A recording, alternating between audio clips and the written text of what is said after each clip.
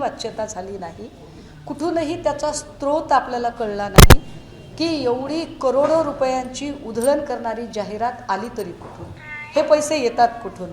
अगदी त्याच वेळेला काही लोक असं सांगतात की नाही हो, काँग्रेस आणि महाविकास आघाडीच्या लोकांकडे पैसे नाही आहेत. पैसे कुणाकडे आहेत? तर पैसे आहेत ते महायुतीच्या नेत्यांकडे, पैसे आहेत एकनाथ शिंदेंकडे, पैसे आहेत देवेंद्र फडणवीसांकडे, पैसे आहेत पवारांकडे, अजित पवारांकडे, आणि चिकार पैसे आहेत. इतके पैसे आहेत त्यांच्याकडे की ते पैसे त्यामुळे ते अगदी 20-22 हजाराला एक मतसुद्धा घेऊ शकतात, एवढे पैसे आहेत. हे पैसे आले कुठून एवढे सगळे? आम्ही त्याचा विचार करतोय की या सगळ्यांचं झालं काय. मी फक्त उदाहरण म्हणून सध्या एक प्रकरण आपल्याला दाखवत आहे. माझी अपेक्षा असेल की आज सन्मान्य पक्षप्रमुख उद्धव साहेब नागपूर अधिवेशनात येत आहेत आणि ते सभागृहात सुद्धा या विषयावर त्यांनी बोलावं, ते बोलतील अशी अपेक्षा आहे. मी काही डॉक्युमेंट माझ्यासोबत आणलेले आहेत. महाराष्ट्रामध्ये गेल्या 3-4 वर्षामध्ये अनेक ठिकाणी रस्त्यांचं काम सुरू झालं वेगवेगळ्या प्रकारे. कुठे भक्तिशक्ती मार्ग, कुठे शक्तिपीठाचा मार्ग, समृद्धी महामार्ग एक वेगळंच आख्यान आहे फार मोठं. मी आत्ता तुमच्यासाठी फार छोटंसं नमुना त्याच्यातला सॅम्पल घेऊन आले. ते सॅम्पल आहे राष्ट्रीय महामार्ग क्रमांक 965 पंढरपूर मोहोळ पालखी मार्ग आहे हा. या पालखी मार्गामध्ये 965 क्रमांकाचा जो पालखी मार्ग आहे यातला जो एकूण आर्थिक गैरव्यवहार आहे, हा आर्थिक गैरव्यवहार जो साधारण 1400 कोटी रुपयापर्यंतचा व्यवहार आहे. हा मार्ग जरा मी आपल्याला दाखवला पाहिजे, म्हणजे आपल्याला हे कळायला हवं की आम्ही जे मांडत आहोत ते किती व्हॅलिड मांडत आहोत. सभागृहामध्ये जर विरोधी पक्ष नेता आत्ता असता विधिमंडळामध्ये, विधानसभेत किंवा विधान परिषदेमध्ये, तर हे अजून ताकदीने मांडता आलं असतं. परंतु सत्ताधाऱ्यांना ते नको आहे, त्यामुळे आम्ही हे मांडलं पाहिजे आपल्यासमोर. हा एक नकाशा आहे, ज्या नकाशामध्ये साधारणतः दादा आपण उलट धरले काय ना, हां इकडच्या बाजूला पकडायला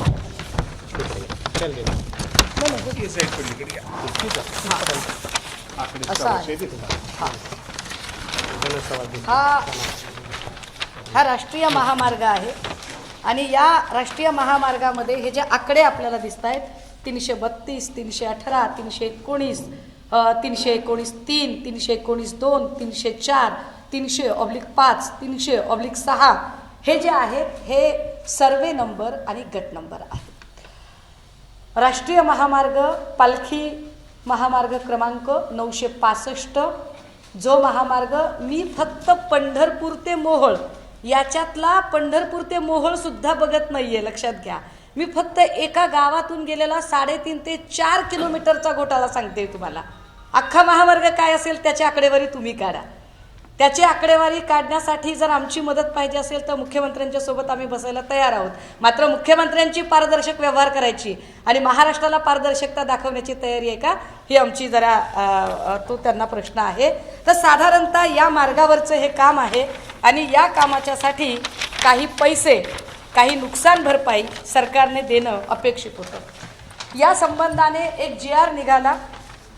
साधारण तो 18 पासून वेगवेगळ्या प्रकारचे GR आहेत. मोहोळ पंढरपूर आळंदी पालखी मार्ग रस्त्याचं 59 किलोमीटरचं काम आहे. हे एकूण जे किलोमीटर आहे ते, आणि याच्यासाठी राष्ट्रीय महामार्ग अधिनियम 1956 कलम 3G पोट कलम 1 अन्वये नुकसान भरपाईचा आदेश निवाडा निघाला. तो पहिला निवाडा होता 9 जानेवारी 2018चा, 9/6/18, 6/7/18, 9/1/18. म्हणजे याची पहिली अधिसूचना दिनांक आहे ती 18ची आहे, 9 जानेवारीची. मग अधिसूचना दिनांक दुसरी ही 9 जुलै 18ची. याच्यावरचं मूल्यांकन केलं गेलं की नुकसान भरपाई दिली गेली पाहिजे. ती 9 जानेवारी 2018ला तो दिनांक आला आणि याचा मूल्यांकन आदेश जो आहे तो साधारण 9/12/2018चा आहे. याच्यातले खूप साऱ्या बारकाव्यांमध्ये ज्यांना याच्यात राष्ट्रीय महामार्ग अधिनियम 1956 मधील कलम 3A ची अधिसूचना प्रसिद्ध केल्याशिवाय अधिनियमाचे कलम 3B नुसार जमिनीमध्ये प्रवेश करणे, मापे घेणे, मोजणी करणे, हद्दी निश्चित करणे वगैरे बाबी करता येत नाहीत. म्हणजे प्रोसेस काय असते की आपल्याकडचं जे राष्ट्रीय महामार्ग बनवण्याचं जे खातं आहे, जे गडकरी साहेबांकडे आहे, तर गडकरी साहेबांच्या खात्याने पहिल्यांदा जागा निश्चित करायची, ती जागा संपादित करण्याची जबाबदारी राज्यातल्या खात्यावर द्यायची. राज्यातला भूसंपादन विभाग आहे, त्यांनी जागा संपादित करायची. संपादित केलेली जागा कोणत्या शेतकऱ्याची आहे, किती मोजणी आहे, त्याच्यानुसार त्या जमिनीचा एकूण मूल्यांकन काढायचा, त्याचा रेडी रेकनर काढायचा, त्याच्यात फळझाडं आहेत का, पाईपलाईन आहे का, बांधकाम आहे का, काय काय त्यांचं नुकसान झालंय, बोरिंग आहे का, विहीर आहे का, आणि त्याच्यानुसार त्याचा नुकसान भरपाई संबंधित माणसाला द्यायची. अशी साधारणतः प्रोसेस असते. निधी केंद्र सरकार उपलब्ध करून देतं. वितरणाचं काम राज्यात ज्यांनी भूसंपादन केलंय आणि वितरण केलंय प्रांतच्या मार्फत दिलं जातं. म्हणजे खातं लक्षात असू द्यात की चंद्रशेखर बावनकुळे साहेब आणि खाली सगळी मंडळी आहेत. माझं या सगळ्यांच्या संबंधाने आता ही जी काही एकूण मांडणी आली, याच्यामध्ये जिरायत शेतीच्यासाठी प्रति चौरस मीटर 60 रुपयाचा भाव होता. त्याच्यामध्ये ऊस शेती जर असेल तर प्रति चौरस मीटर 183 रुपयाचा भाव होता. जर फुलबाग असेल तर प्रति चौरस मीटर 187. बिनशेतीची जमीन नुसताच भूखंड आहे तर 990 प्रति चौरस. हायवेवरची जमीन असेल तर 1090 प्रति चौरस मीटर, आणि गावठाणातली मिळकत असेल तर 1190 प्रति चौरस मीटर, आणि औद्योगिक बिनशेती असेल तर 990 प्रति चौरस मीटर असे याचे भाव सांगितले गेले.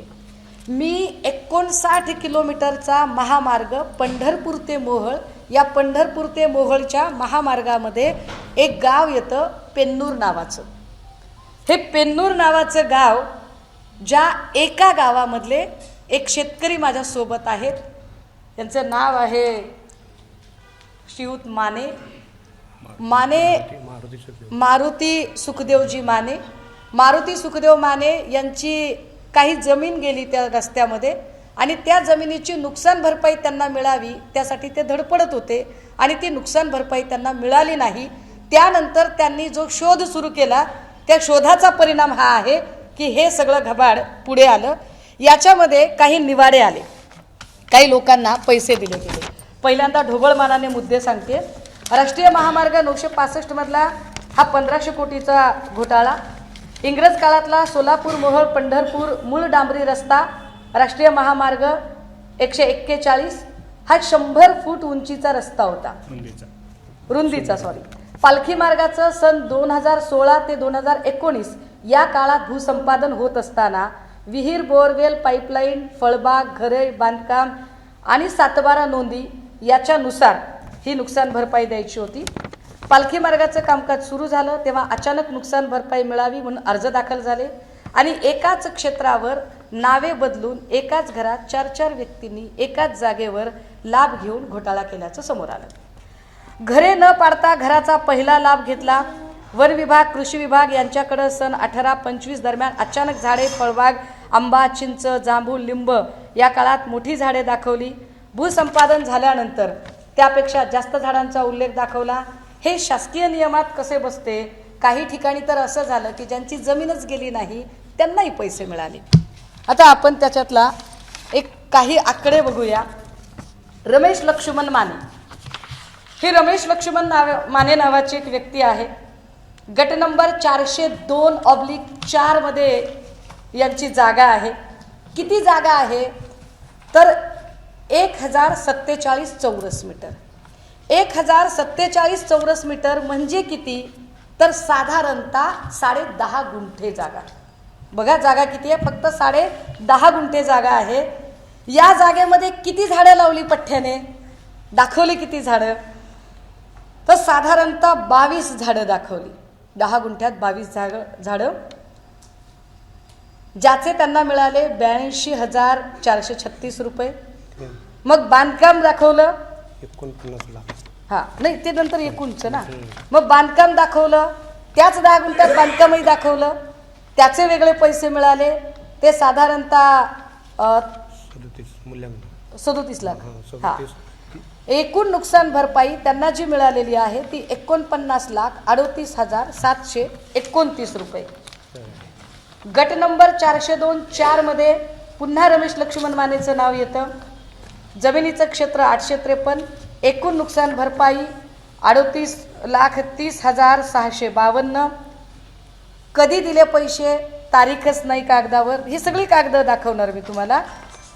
याच्यामध्ये रमेश लक्ष्मण माने पुन्हा एकदा गट नंबर 402/4 नुकसान भरपाईला कागदोपत्री 402 SR क्रमांक 3 222. आता बघा जमीन किती दाखवली. 402 मध्ये 10 गुंठ्यात काय काय दाखवलं त्यांनी. 10 गुंठ्यात आधी बांधकाम दाखवलं, मग त्याचे 52,000 वेगळे. पुन्हा एकदा बांधकाम दाखवलं, त्या बांधकामाचे 27,33,560. मग वनझाडं दाखवली, त्याचे 4,67,000. मग फळझाडं दाखवली, त्याचे 2,29,174.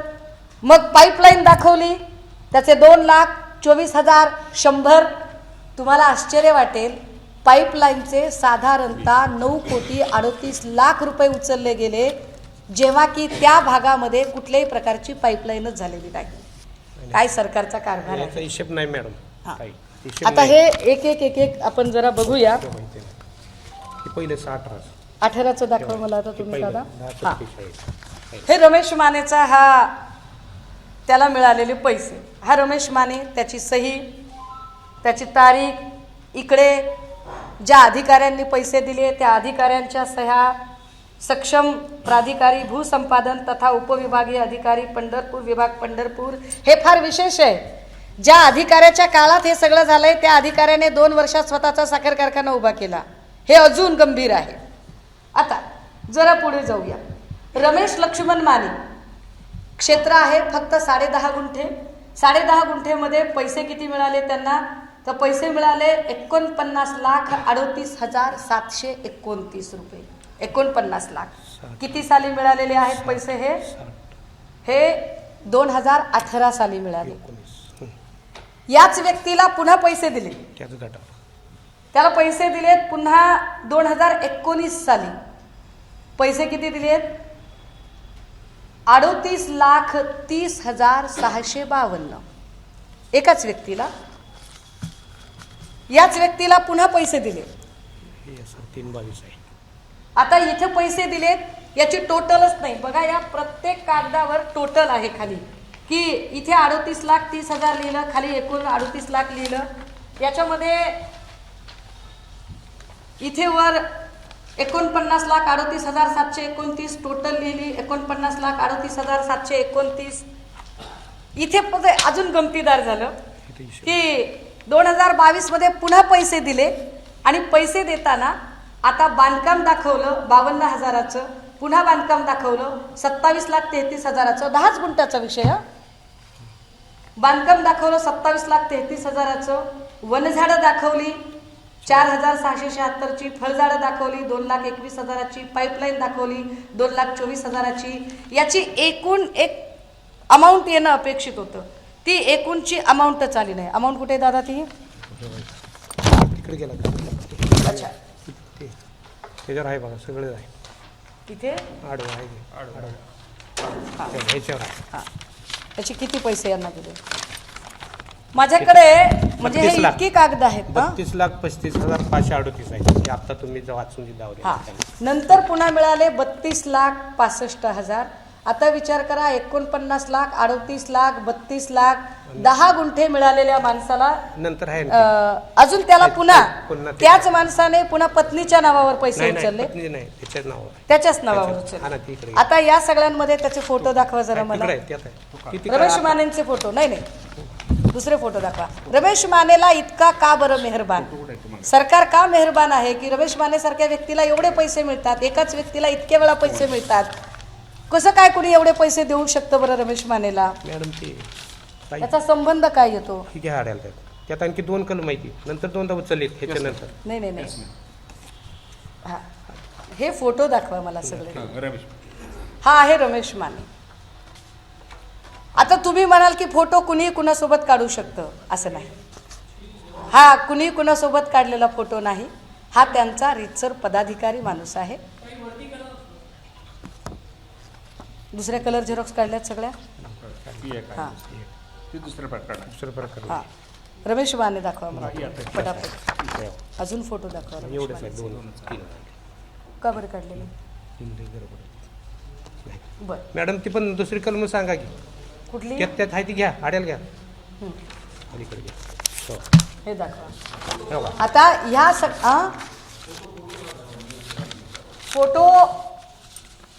फोटो मी तुम्हाला माझ्याकडं 22 मध्ये 31 लाख काढलेत फळ झाडाचं. परत 22 मध्ये अजून एकदा पैसे काढले याच माणसाने फळझाडावरचे 31 लाख रुपये उचललेले आहेत. एकाच व्यक्तीने कोट्यावधी रुपये उचलले. एकाच व्यक्तीने कोट्यावधी रुपये एकच त्याने उचललेली काही कोटीच्या घरात. एकूण किती कोटी होतात 1,88 लाख रुपये तर रमेश माने हा एकूण तुकडा 2018 पासून तोच उचलतो. सारखे सारखे पैसे उचलतो. हा हे एक सॅम्पल दाखवलं आम्ही तुम्हाला. चरण चौरे हे कलम त्याचं कशाला ठेवतो माझं शिवीचं घ्या. हे आता दिलेलंच घ्या.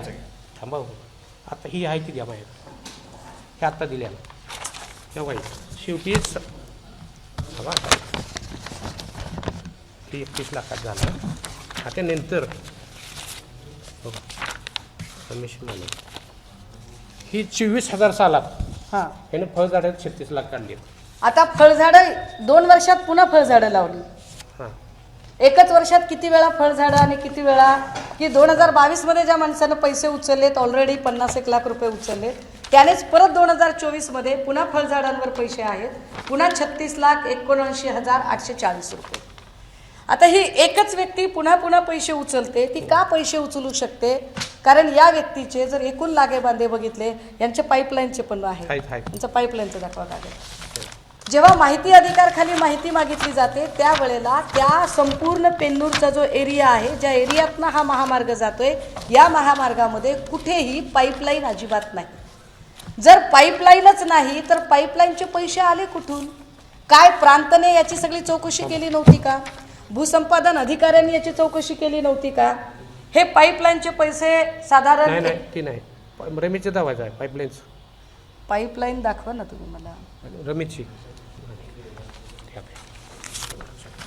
या सगळ्यांमध्ये जे जे पैसे दाखवले ते एकूण जर पैसे बघितले तर जिथे पाईपलाईन नाही तिथे ती पाईपलाईन दाखवली गेली. ही कागद किंवा हे सगळे आकडे इतके किचकट करून ठेवले.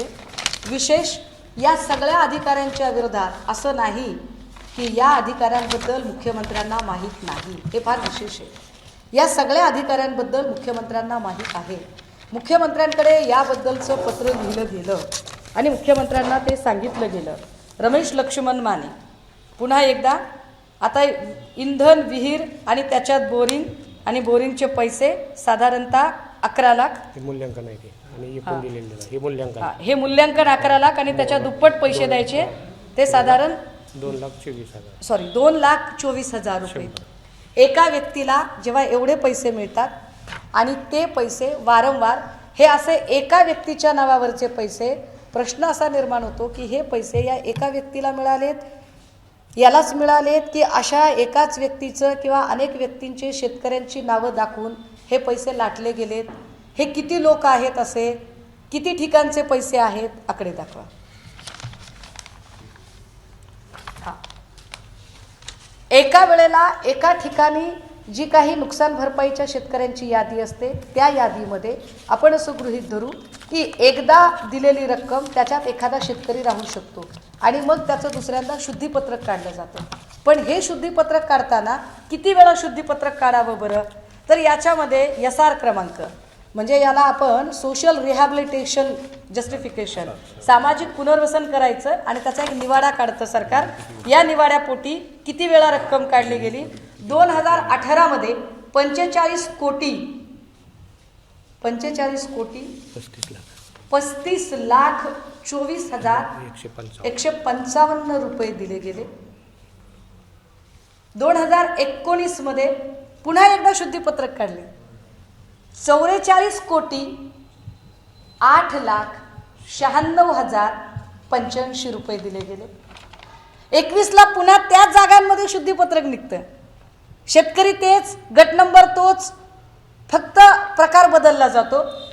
37,43,63,528 रुपये. पुन्हा एकदा त्याचा निवाडा निघतो, पुन्हा अजून एकदा, आणि तो निवाडा निघतो मार्च 2022 मध्ये 80,69,01,007 रुपये. पुन्हा एकदा 2022 मधला अजून एक निवाडा येतो, ज्याच्यात पुन्हा पैसे दिले जातात 29,27,09,920 रुपये. पुन्हा अजून एक निवाडा येतो, निवाडा क्रमांक 87/2022. पैसे दिले जातात 8 कोटी. हा वरचा, सॉरी, 40/2022 आणि पैसे दिले जातात 8,30,09,34 रुपये. पुन्हा निवाडा क्रमांक 87/2022 पैसे 1,43,63,030 रुपये. पुन्हा निवाडा 46/2022 रक्कम 2,57,05,505 रुपये. पुन्हा निवाडा 2023ला त्याच जागेवर, फक्त पेन्नूर, एकाच गावचे आकडे सांगते मी तुम्हाला, पूर्ण 59 किलोमीटरचे आकडे सांगत नाहीये मी तुम्हाला, त्या 2.5 ते 3 किलोमीटर मधले आकडे सांगते की किती वेळा हे रकमा गेलेल्या आहेत. याच्यामध्ये पुन्हा एकदा 2030 11/2023 रक्कम गेली आहे 1,35,42,226. त्यानंतर 5/2019 रक्कम गेली आहे 9,78,34,265 रुपये. त्यानंतर 11/2023 रक्कम गेली आहे 1,35,42,228. त्यानंतर 3/2024 रक्कम गेली आहे 18,51,0615 रुपये. त्यानंतर पुन्हा 4/2022 रक्कम गेली आहे 78,61,030 रुपये. त्यानंतर 7/2024 रक्कम गेली आहे 15,63,369. त्यानंतर 2/2023 रक्कम गेली आहे 51,62,164. त्यानंतर 21/2023 रक्कम गेली आहे 53,02,637. त्यानंतर 73/2021 रक्कम गेली आहे 8,82,52,100 रुपये. आणि माझ्या पश्चात आणखी काय तिने निवाड केले? आता हे निवाडे फक्त एका गावातले आहेत. विशेष मी 2 शेतकऱ्यांचं सॅम्पल सांगते. शेतकऱ्यांची नावं, एक आहे चरण चौरे, दुसरा आहे रमेश माने. चरण चौरे आणि रमेश मानेंचे फोटो मी यांना सांगितलेलं होतं की जरा साहेब जरा आपण फोटो व्यवस्थित करा. हा चरण चौरे. आता तुम्ही म्हणाल की फोटो सहज काढलेला आहे. नाही, असं नाही, हा फोटो सहज काढलेला नाही. हा चरण चौरे हा जिल्हा प्रमुख आहे एकनाथ शिंदे साहेबांचा, सोलापूरचा जिल्हा प्रमुख आहे. बघा, म्हणजे खूप लोक म्हणतात की शिंदे साहेब खूप पैसे देतात. बरं का, शिंदे साहेबांचा हात सढळ आहे. शिंदे साहेब कार्यकर्त्यांना खूप पैसे देतात. शिंदे साहेब खिशातले पैसे देतात की शिंदे साहेब कुठले पैसे देतात? शिंदे साहेबांकडे कार्यकर्ता का जातो? अहो पैसे खूप आहेत, पैसे खूप आहेत. पैसे कुठले येत आहेत? जे आकडे मी तुम्हाला वाचून दाखवले, जे एकाच व्यक्तीच्या घरात आकडे गेले, तो माणूस जिल्हा प्रमुख निघतो. जो दुसरा माणूस मी तुम्हाला दाखवला होता, ज्याचा फोटो, हा भारतीय जनता पार्टीचा अत्यंत महत्त्वाचा पदाधिकारी. सोलापूर जिल्ह्यात या माणसाशिवाय पान हलत नाही भाजपचं, असं लोक सांगतात. फडणवीस साहेबांची सगळी महत्त्वाची कामं अत्यंत विश्वासाने ज्याच्यावर सोपवली जातात, तो हा रमेश माने, जो देवेंद्र फडणवीसांचा सोलापूरमधला राईट लेफ्ट वगैरे काय काय ते. आणि हा चौरे, जो एकनाथ शिंदेंचा राईट लेफ्ट. पैसे कोट्यावधीचे जर 2.5 किलोमीटरमध्ये जर एवढे पैसे जात असतील तर एकूण 59 किलोमीटरमध्ये किती पैसे, तर 59 किलोमीटरचे पैसे आमच्याकडे तयार आहेत. त्याची एक ना एक डॉक्युमेंट दादा, पाईपलाईनची ऑर्डर दाखवा, त्याची आकडे दाखवा. हां द्या चौऱ्यांचं द्या. आता हे लक्ष्मण मानेंचं झालं. 10 गुंठ्यामध्ये एवढे पैसे काढलेत, हे फार विशेष आहे. 10 गुंठ्यामध्ये एखादा व्यक्ती किती वेळा पैसे उचलू शकतो आणि त्याला किती वेळा प्रांत पैसे देतात. प्रांत इतके ढ असू शकतात का? प्रांताला कळत नाही आहे का की आपण एकाच व्यक्तीला किती वेळा आणि एकाच गट नंबर आणि एकाच सर्वेवर इतके पैसे देतोय? याचा अर्थ प्रांताला काही लाभांश जात होता का? म्हणजे प्रांत अधिकारी आणि एकूण सगळे जे अधिकारी आहेत या सगळ्यांची साठगाठ आहे का? सरकारला असं म्हणायचं आहे का की नाही, आमचा याच्याशी काही संबंध नाही? महसूल खात्याच्या बावनकुळे साहेब किंवा प्राधिकरणशी संबंध असणारे लोक या सगळ्यांना जर असं म्हणायचं असेल की नाही, आमचा या प्रकरणाशी काही संबंध नाही, तर या सगळ्या अधिकाऱ्यांची चौकशी कधी लागणार आहे? या सगळ्या अधिकाऱ्यांना कोण बोलणार आहे? विशेष असे अधिकारी इतक्या काळानंतर ज्यांनी करोडोची माया जमा केली, असे करोडोची माया जमा करणारे हे चरण हनुमंत चौरेचं रेकॉर्ड आहे. हा चरण हनुमंत चौरे ज्याची जागा किती आहे तर 300 चौरस मीटर, म्हणजे 3 गुंठे. 3 गुंठे जागा आहे साहेब. 3 गुंठ्यावर यांनी उचलले किती, तर 15,80,598 रुपये एकदा उचलले. त्याच्या खालोखाल एक दुसरा माणूस आहे ज्याला साधारणतः 1,22,76,600 रुपये मिळालेले आहेत. आता याच 3 गुंठे जागेमध्ये चरण चौरेंनी झाडं किती लावली? 3 गुंठे.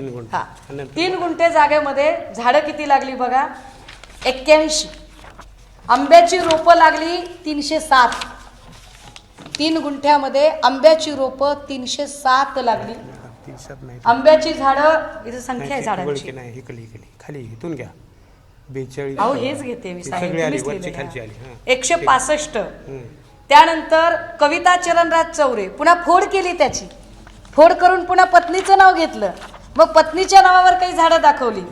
मग आंब्याची झाडं किती त्याच्यामध्ये, तर आंब्याची झाडं 42, आंब्याची रोपं 15, एकूण झाली 57. पैसे किती दिले, तर पैसे दिले 20,68,441. पुन्हा आंब्याची झाडं 13, पुन्हा आंब्याची झाडं 2, एकूण 15. पैसे दिले 4,71,604. एकूण पैसे किती दिलेत? 3 गुंठ्यामध्ये एकूण झाडांची संख्या किती झाली, तर 3 गुंठ्यामध्ये एकूण झाडांची संख्या 487 झाडं लावली.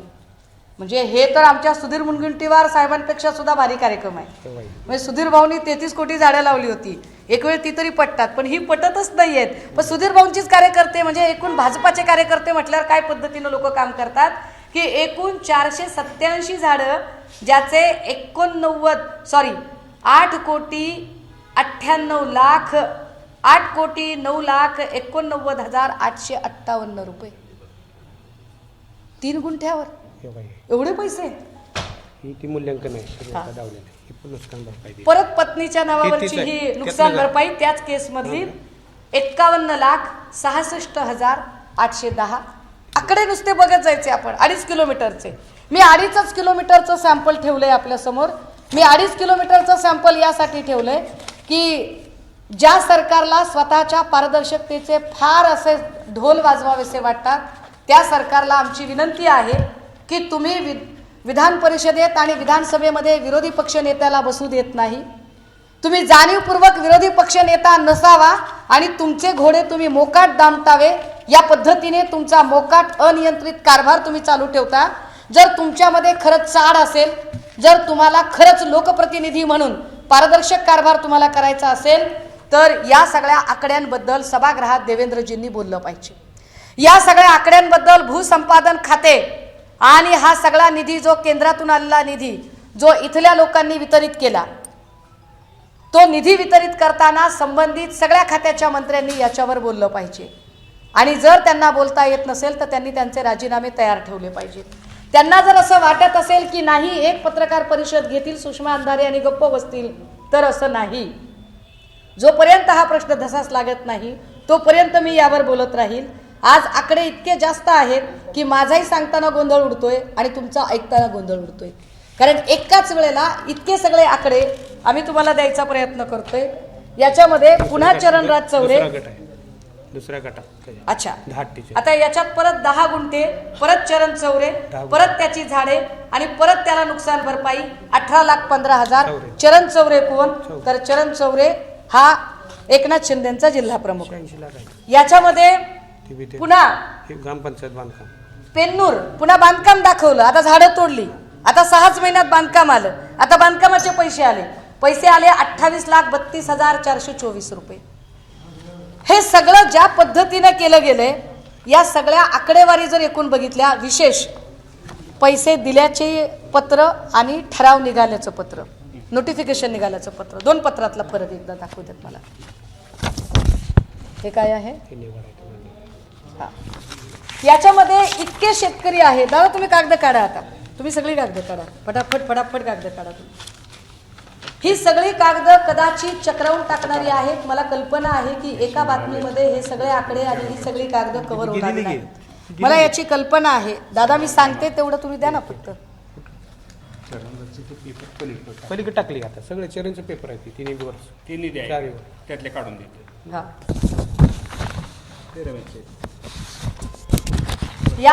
या सगळ्या कागदपत्रांमध्ये एक कागद तर एवढा विशेष की एकीकडे सरकारच सांगतं की त्या भागात पाईपलाईन नाही, दुसरीकडे सरकारच तब्बल 9,38,00,000 त्याचा नुकसान भरपाई दिली याचं पत्र काढतं. एकाच वेळेला सरकारच सांगतं एका ठिकाणी की नाही या सगळ्यांमध्ये आम्ही आता नुकसान भरपाई दिलेली आहे. अहो दादा ऐका ना, कमी बोला आणि कागद दाखवा. यामध्ये सरकार एके ठिकाणी सांगतं की नाही आम्ही पैसे एवढे दिलेले नाहीत आणि दुसरीकडे सरकार सांगतं की या कागदानुसार आम्ही इतके पैसे दिलेले आहेत. 22ला पैसे देतं सरकार आणि त्याचं नोटिफिकेशन 23ला काढतं. पैसे आधी दिले जातात, नोटिफिकेशन नंतर निघतं. एवढं गतिमान सरकार जर शेतकऱ्यांच्या बद्दल वागलं तर कदाचित अजून चांगला फरक पडेल. पण हे सरकार शेतकऱ्यांच्या बद्दल गतिमान नसतं. हे सरकार गतिमान असतं शेतकऱ्यांच्या नावाखाली स्वतः पोचलेल्या गावगुंडांच्या बाबत. ज्या गावगुंडांना इतकी ताकद मिळते की ते गावगुंड त्या गावात दहशत निर्माण करतात. मग ते बूथ कॅप्चरिंग पासून तर अख्खं इलेक्शन हायजॅक करण्यापर्यंतची अख्खी प्रोसेस तयार करतात. या प्रोसेसमध्ये जर आम्ही आपल्याला साधारण जर एकूण ती आकडेवारी जर बघितली, त्या संपूर्ण आकडेवारीमध्ये 2.5 किलोमीटरमध्ये एकत्रितपणे जे काही आम्ही नुकसान भरपाईचा तुम्हाला आकडा दाखवला तो एका ठिकाणचा तब्बल 100 कोटीपर्यंतचे आकडे आम्ही आपल्याला सांगितले. 2.5 एकरमध्ये 100 कोटी तर 2.5 किलोमीटरमध्ये 100 कोटी तर साधारणतः 59 किलोमीटरमध्ये किती? या 59 किलोमीटरमधले सगळे शेतकरी, त्या सगळ्यांची नावं, त्यांना दिलेले 2दा 3दा 4दा 5दा दिलेले पैसे, एका माणसाला किती वेळा पैसे मिळाले, या प्रत्येकाची आकडेवारी आमच्याकडे आहे. आम्हाला इथे येऊन का बोलावं लागते? आम्हाला इथे येऊन आपल्याला बोलावं लागतं त्याचं कारण याचे एकूण होतंय का? टोटल मारले नाही मारले मी. बरं, ही टोटल ही 1.25 कोटी पुढे जाते. हे आकडे इतके चक्रावून टाकणारे आहेत की याची टोटल इथं अक्षरशः मारणं शक्य झालं नाही कारण एवढ्या सगळ्या कागदपत्रांचा अभ्यास करून. पण आता आमचं अपील आहे, निवेदन आहे सन्माननीय मुख्यमंत्र्यांना, आजच्या कामकाजात गुडी बोलणं त्यांनी बंद करावं. सरकार म्हणून राज्याचे मुख्यमंत्री आणि उपमुख्यमंत्री यांनी लुटूपुटूचा खेळ बंद करावा. लुटूपुटूची लक्षवेधी, पॉइंट ऑफ इन्फॉर्मेशन, आयत्या वेळचे विषय, हे सगळे विषय जरा बाजूला ठेवावेत. आणि महत्त्वाचा विषय की पालखी महामार्गामध्ये जो घोळ घालून ठेवलेला आहे आणि भूसंपादन, एकाच जागेचं भूसंपादन जे तुम्ही 10-12 वेळा करून त्याचे पैसे तुम्ही कमावलेले आहेत, हे पैसे कुठे आहेत? हे पैसे जर थेट शेतकऱ्यांना गेले तर अधिकाऱ्यांनी अत्यंत चूक केलेली आहे, मग अधिकाऱ्यांवर कारवाई व्हावी लागेल. अधिकारी जर म्हणत असतील की नाही आमची चूक झाली नाही, तर अधिकाऱ्यांनी सांगावं की हे पैसे कुणाच्या दबावापोटी गेलेले आहेत. जर अधिकाऱ्यांना अभय दिलेलं नसेल तर सरकारने तातडीने याच्यावर पावलं उचलली पाहिजेत. कारण प्रत्येक माणसाने प्रत्येक वेळा हा जो कागद दिसतो आणि फोटो दिसतो या प्रत्येकामध्ये त्याने स्वतः एक जाहीर केलेलं असतं. हे जाहीर प्रकटन असतं की मी सांगितलेली माहिती खरी आहे, ही माहिती खोटी निघाल्यास ही संपूर्ण रक्कम व्याजासकट मी सरकारला जमा करायला तयार असेल. ही सगळी रक्कम सरकार वसूल करू शकतं, कारण ही सगळी रक्कम राजकीय कार्यकर्त्यांच्या खिशात गेलेली आहे. ही रक्कम शेतकऱ्यांच्या खिशात गेलेली नाही. शेतकऱ्यांना नुकसान भरपाई मिळालीच नाही, कारण ज्या मारुती सुखदेव माने जे माझ्या बाजूला बसलेले आहेत, ज्यांचं 2 ते 2.5 एकरचं क्षेत्र आहे, त्यांना त्यात नुकसान भरपाई मिळाली नाही. ज्याचं क्षेत्र आहे त्याला नुकसान भरपाई मिळत नाही, ज्याचं क्षेत्र नाही त्याला नुकसान भरपाई मिळते. आणि अशा नुकसान भरपाईच्या आकड्यांचा खेळ हा करोडोच्या घरात जातो, ज्यामध्ये पाईपलाईन सन 2016 ते 22 पर्यंत पाईपलाईन, विहीर आणि बोअरवेलची नुकसान भरपाई, 2023 ते 25 मध्ये अचानक या संदर्भातले अर्ज येतात, परंतु काय प्रांतला माहीत नाही की पाईपलाईन तिकडे नव्हतीच, कारण प्रांतनेच माहिती अधिकारामध्ये पत्र दिले की त्या रस्त्यावर कुठल्याही प्रकारची पाईपलाईन नव्हती. मग तरीही 10 कोटी रुपये प्रांत कसे घेतात? प्रांतला इतकं सहज डोळ्यात धुळफेक करणं शक्य आहे का? संबंधित खात्यातल्या वरिष्ठ मंत्र्यांचा, सचिवालयाचा, वरिष्ठ अधिकाऱ्यांचा, IAS ऑफिसर्सचा याच्यामध्ये हातखंडा नसेल कशावरून? आणि जर नसेल तर तसं सभागृहामध्ये या संबंधाने सन्माननीय मुख्यमंत्र्यांनी आता उत्तरं दिली पाहिजेत. कारण हे माहिती अधिकारमध्ये स्वतः कार्यालयाने दिलेलं पत्र आहे, ज्या पत्रामध्ये कार्यकारी अभियंता सार्वजनिक बांधकाम विभाग क्रमांक 2 सोलापूर वरील विषयी आपले दिनांक 11 जानेवारी 2023चा अर्ज कार्यालय नोंदणी क्रमांक 3/23 रोजीचा अर्ज या कार्यालयास टपालाद्वारे 11 जानेवारी 2023 रोजी प्राप्त झाला. या अर्जात आपण माडा मोहोळ पंढरपूर राज्य महामार्ग क्रमांक 141 खालून गेलेल्या पाईपलाईन परवानगीविषयी माहिती मागितली आहे. त्यानुसार कार्यालयाकडून उपलब्ध कागदपत्रांची व दस्तऐवजाची तपासणी केली असता मोहोळ पंढरपूर राज्यमार्ग क्रमांक 141 खालून गेलेल्या पाईपलाईन परवानगी दिसून येत नाही. सबब सदर माहिती निरंक आहे. वरील कळविण्यात आलेली माहिती आपणास अमान्य असल्यास व आपणास अपील करावयाचे असल्यास ते अपीलीय अधिकारी आपण अपील करू शकता असं त्यांनी म्हटलंय. आणि त्यांनी स्पष्टपणे सांगितलंय की आमच्याकडे अशी कुठलीही पाईपलाईन मुळात केलेलीच नाही. सार्वजनिक बांधकाम विभाग सांगते हे आकडे लाभार्थी घेतलेल्या, लाभ घेतलेल्या शेतकऱ्यांचे आकडे आहेत. हे शेतकरी नाही आहेत, हे फडणवीस शिंदे साहेबांचे कार्यकर्ते आहेत. याच्या जर मी याद्या वाचायच्या ठरवल्या की प्रत्येकाला किती किती पैसे गेले तर याचे एक मोठी आहेराच्या यादीपेक्षा मोठी यादी होईल. नवीन आहे वाढीव पहिले दिलेलं. ह्या सगळ्या शेतकऱ्यांची यादी आहे. आणि हे सगळे आता मला शंका आहे की हे शेतकरी तरी खरे आहेत का, की यांच्या नावचे पैसे असेच काढलेले आहेत? याची सुद्धा शहानिशा झाली पाहिजे. या सगळ्यांच्या संबंधाने सरकारकडून एक एन्क्वायरी कमिशन झालं पाहिजे. या सगळ्याची चौकशी झाली पाहिजे. नसेल तर हे कोण आहे? नेताजी तानाजी शिंदे, ह्याच्या महसूल दप्तरी नोंदच नाही. हा, हे अजून एक प्रकरण वेगळं. नेताजी तानाजी शिंदे नावाचा माणूस ज्याला साधारणतः 6,68,804 रुपये मिळालेत, याला नुकसान भरपाई म्हणून पैसे मिळालेत, पण याची सातबाऱ्याला कुठे नोंदच नाही. असे नोंद नसलेलेही अनेक नग आहेत की ज्यांची नोंदच नाहीये पण त्यांना पैसे मिळालेले आहेत. आणि त्या सगळ्यांच्या ट्रू कॉपी या सरकारी दप्तरातून माननीय सक्षम प्राधिकरण भूसंपादन तथा उपविभागीय अधिकारी पंढरपूर विभाग पंढरपूर यांच्याकडून आलेली कागद आहेत. म्हणजे याच्यात चूक असण्याचं काहीच कारण नाही. नंतर वाढवू दिल्या विशेष एवढं सगळं झाल्यानंतर पुन्हा अजून पैसे दिले गेले. एकाच व्यक्तीला किती वेळा पैसे देतील? तर हे 2025 पर्यंत. या पद्धतीने मला याची कल्पना आहे की माझा इतका गोंधळ उडाला ही सगळी कागदं बघताना, तर तुमचा गोंधळ किती उडाला असेल. मला याची कल्पना आहे की या सगळ्यांमध्ये मी जे म्हटलं की असं काहीच नाही की याची माहिती मुख्यमंत्र्यांना नाही. मुख्यमंत्र्यांनी सदरील प्रकरणाचा पाठपुरावा करणाऱ्या मारुती सुखदेव माने या व्यक्तीला 2 ते 3 वेळा दालनात बोलावले सुद्धा. त्याची लेखी नोंद आहे की त्यांना बोलावलं गेलं. मारुती सुखदेव माने याने जे सदोष अधिकारी आहेत त्यांची यादी दिली. या यादीवर मुख्यमंत्र्यांकडून काहीही कारवाई झाली नाही. त्यानंतर या यादीवर त्यांनी त्यांचा खाजगी वकील लावून या संबंधाने कोर्टात अपील करायचं ठरवलं. त्या अपिलाचाही कागद इथे आहे.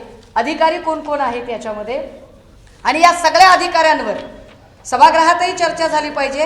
आणि या सगळ्या अधिकाऱ्यांची चौकशी करणारी चौकशी समिती राज्य सरकारकडून नेमली गेली पाहिजे. आणि या सगळ्या अधिकाऱ्यांनी हे सांगितलं पाहिजे की हे यांच्याकडून कशा पद्धतीने झालं, याच्यात कोण कोण वरिष्ठ होते, कुठल्या मंत्र्यांचे हात होते. कारण जेवढे म्हणून लोक आहेत लाभार्थी ते सगळेच्या सगळे देवेंद्र फडणवीस, एकनाथ शिंदे, जयकुमार गोरे, राजन पाटील या लोकांचे कार्यकर्ते आहेत. हे सगळेच्या सगळे सत्ताधारी लोक आहेत. या सगळ्या सत्ताधारी लोकांकडून ज्याच्यामध्ये अधिकारी असणारे KV घोडके, प्रकल्प संचालक, भारतीय राष्ट्रीय राजमार्ग प्राधिकरण पंढरपूर, SV पाटील, कार्यकारी अभियंता, महाराष्ट्र जीवन प्राधिकरण सोलापूर, नदाफ KN, उपविभागीय अभियंता, महाराष्ट्र जीवन प्राधिकरण उपविभाग क्रमांक 1 सोलापूर, पथक प्रमुख, DU नगरकर, उपविभागीय अधिकारी प्रभारी, महाराष्ट्र जीवन प्राधिकरण सांगोला उपविभाग, RD माने, शाखा अभियंता, महाराष्ट्र जीवन प्राधिकरण सांगोला उपविभाग, आसिफ शेख, शाखा अभियंता, महाराष्ट्र जीवन प्राधिकरण सोलापूर, SP कोळी, शाखा अभियंता, महाराष्ट्र जीवन प्राधिकरण सांगोला उपविभाग, CH कोळी, शाखा अभियंता, महाराष्ट्र जीवन प्राधिकरण सांगोला उपविभाग, PS हरिसंगम, शाखा अभियंता, महाराष्ट्र जीवन प्राधिकरण सोलापूर, VV गायधनकर, शाखा अभियंता, महाराष्ट्र जीवन प्राधिकरण सोलापूर, YY चौधरी, सहाय्यक कार्यकारी अभियंता, महाराष्ट्र जीवन प्राधिकरण सोलापूर, MS हरीश, शाखा अभियंता, महाराष्ट्र जीवन प्राधिकरण सोलापूर, गगन गिरी गोसावी, प्रतिनिधी प्रकल्प संचालक, भारतीय राष्ट्रीय राजमार्ग प्राधिकरण Pandharpur, AK Pande, team leader law and engineering, Vinod Kawalkar, अभियंता law and engineering, SS Jadhav, मंडल अधिकारी पेन्नूर, आर्यन पांढरे, ग्राम महसूल अधिकारी पोखरापूर, RS पाटील, ग्राम महसूल अधिकारी पेन्नूर, आणि घाडगे, ग्राम महसूल अधिकारी सारोळे. हे सगळेच्या सगळे अधिकारी, या अधिकाऱ्यांबद्दल मुख्यमंत्र्यांकडे ऑलरेडी माहिती किमान 4 वेळा आतापर्यंत गेली.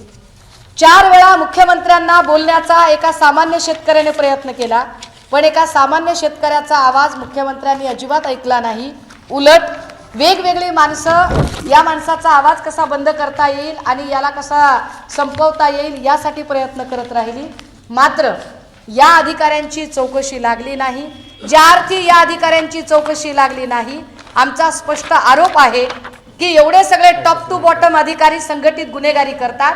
ही संघटित गुन्हेगारी आहे आणि या संघटित गुन्हेगारीमध्ये एवढे सगळे पुरावे देऊन, हे सगळी कागदपत्र दाखवून जवळपास 7 ते 8 किलो अक्षरशः रद्दी होईल इतकी कागदपत्र माननीय मुख्यमंत्री, उपमुख्यमंत्री, महसूल मंत्री यांना दाखवू नये. ज्या अर्थी या लोकांवर काहीही कॉग्निझन्स घेतला नाही, त्या अर्थी याच्यात महसूल मंत्र्यांचा हात आहे का?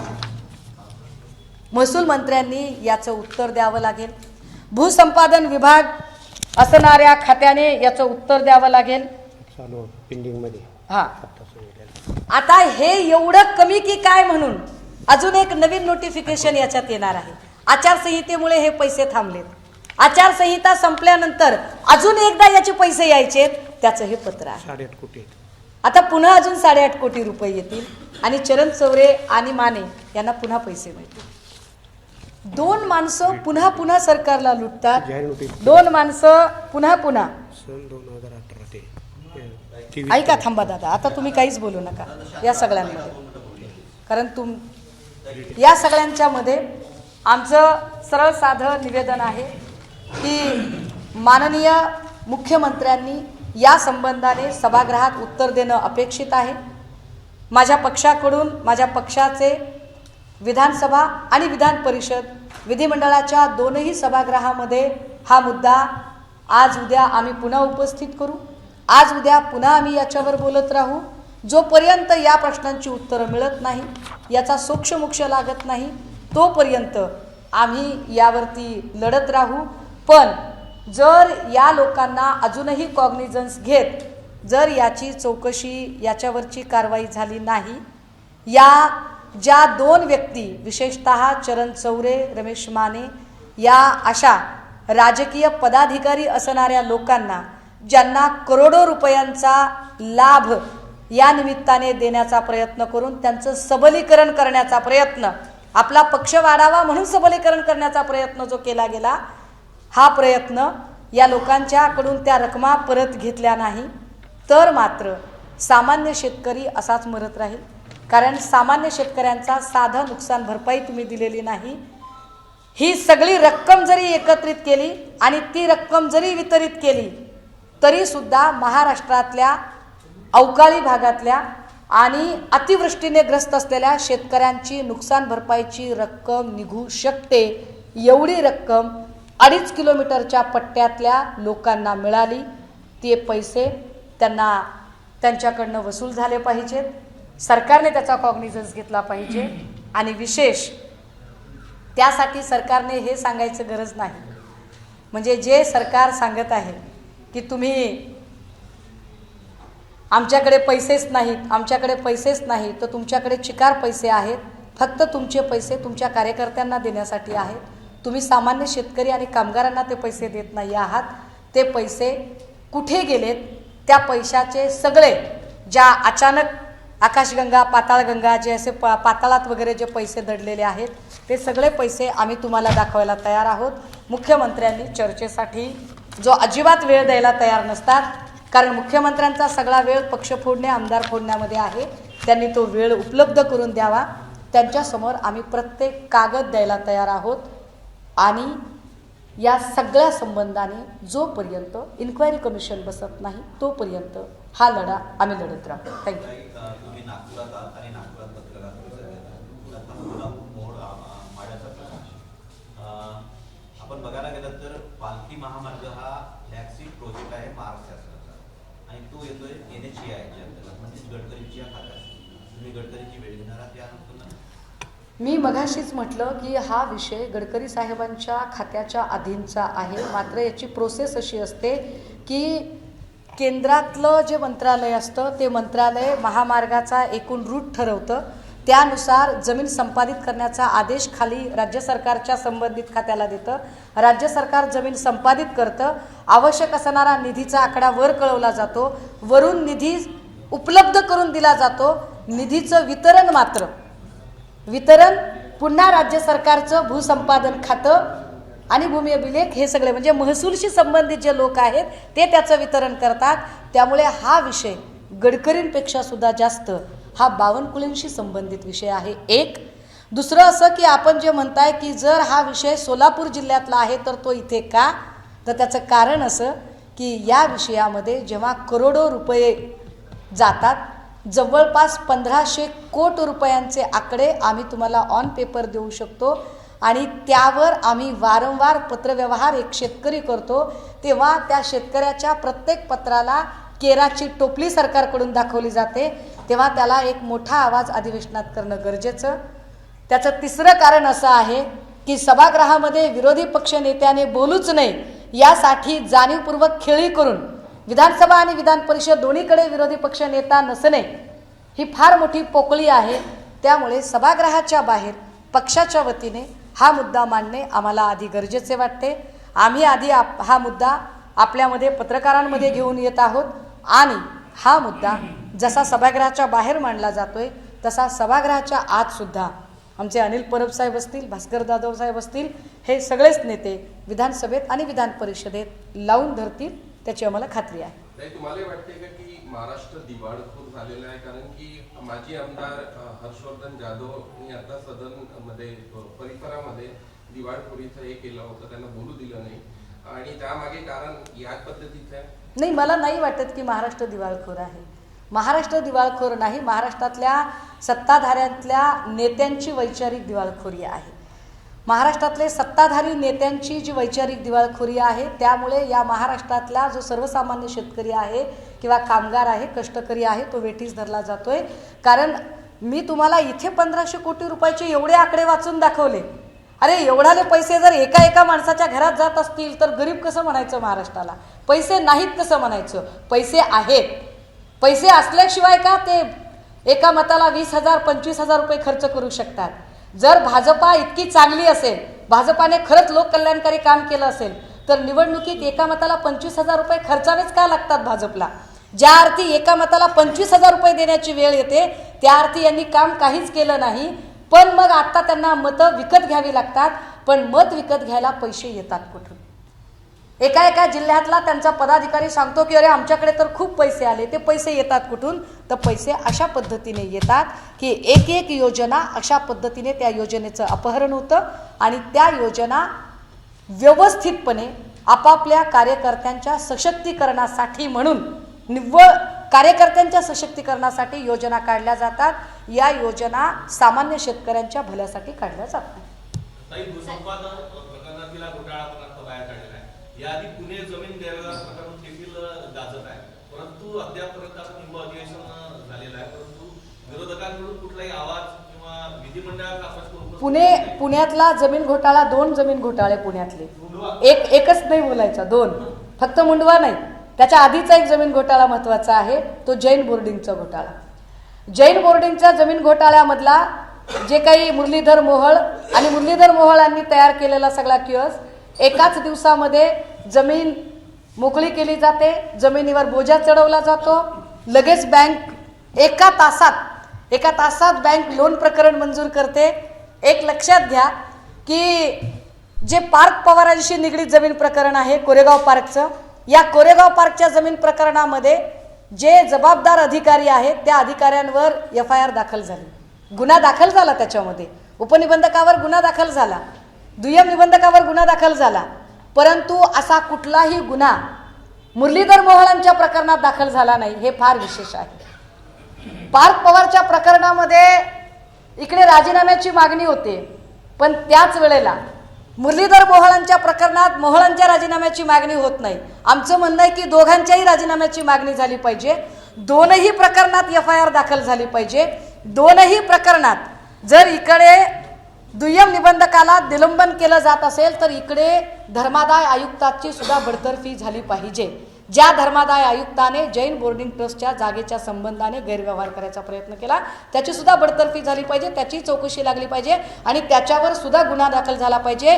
इव्हन ज्या बँकेने एका तासाच्या आत लोन मंजूर केलं, असे जर एक तासात जर लोन मंजूर झाले तर बाबा इथल्या सुशिक्षित बेरोजगारांना तर काही बघायचंच काम नाही. तर 1 तासात ज्यांनी लोन मंजूर केलंय अशा बँकांना सुद्धा त्यांच्या चौकशा लागल्या पाहिजेत आणि त्या बँका सुद्धा लिक्विडेशनमध्ये काढल्या पाहिजेत. अधिवेशनामध्ये आम्ही भूसंपादनाचा हा मुद्दा उचलून धरत आहोत. अधिवेशनामध्ये आणि अधिवेशनात चालू होण्याच्या आधीपासून जैन बोर्डिंग प्रकरण असेल किंवा कोरेगाव पार्कचं जमीन प्रकरण असेल, या दोनही प्रकरणात स्वतः सुषमा अंधारे वारंवार बोलत आहेत, वोकल आहेत आणि प्रत्येक वेळेला आम्ही पत्रकार परिषदा घेऊन रीतसर याच्यातली आमची भूमिका स्पष्ट करत आहोत.